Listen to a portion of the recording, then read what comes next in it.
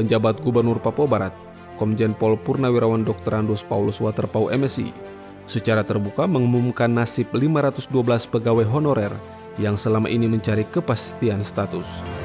Penjabat Gubernur Waterpau menjelaskan, pegawai honorer diangkat menjadi aparatur sipil negara sesuai dengan keputusan Menteri Pendayagunaan Aparatur Negara dan Reformasi Birokrasi Republik Indonesia nomor 222 tahun 2022 tentang pengangkatan tenaga honorer di lingkungan pemerintah Provinsi Papua Barat menjadi ASN tahun anggaran 2022 pada Senin 27 Juni 2022. Diuraikan dari jumlah keseluruhan 1.283 yang diangkat menjadi ASN sebanyak 439 dengan rincian sebanyak 209 tenaga honorer memenuhi syarat pendidikan minimal D3 untuk diangkat menjadi pegawai pemerintah dengan perjanjian kerja setelah lulus seleksi.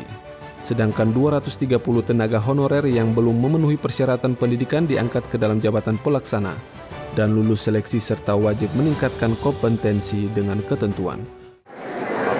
Anugerah ya, sudah ada keputusan dari Kementerian PAN RB, ada pengangkatan 439 orang yang menjadi ASN, yang dulu honorer. Walaupun mereka bukan ASN murni, mereka adalah pegawai apa? P3K. Jadi mereka punya hak yang sama, hanya sifatnya kontrak. Jadi dia perpanjangan setiap waktu, tapi sampai dengan masa pensiunnya dia punya hak itu. Saya pikir itu yang perlu diimbau kepada saudara itu biar terima itu saja dan syukuri. Adapun ketentuan sebagai berikut. Pertama, tenaga honorer yang diangkat ke dalam jabatan pelaksana wajib meningkatkan kompetensi paling rendah ijazah D3 dalam kurun waktu paling lama 5 tahun sejak diangkat ke dalam jabatan pelaksana. Kedua, tenaga honorer yang diangkat ke dalam jabatan pelaksana dan memperoleh ijazah D3 dalam kurun waktu 5 tahun disesuaikan statusnya menjadi pegawai pemerintah dengan perjanjian kerja atau P3K. Ketiga, tenaga honorer yang telah diangkat dalam jabatan pelaksana namun memperoleh ijazah paling rendah D3 dalam kurun waktu 5 tahun, jabatan tersebut diberhentikan oleh penjabat pembina kepegawaian. Pihak Pemprov Papua Barat siap memfasilitasi dukungan pendidikan sehingga waktunya dapat terselesaikan.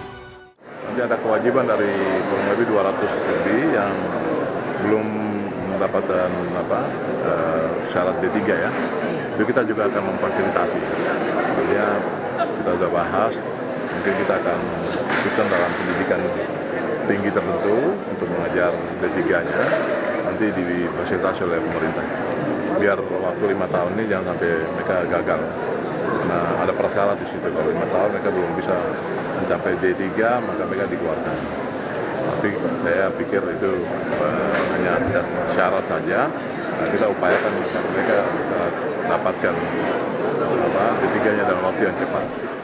Dari Manokwari, Media Diskominfo Papua Barat melaporkan.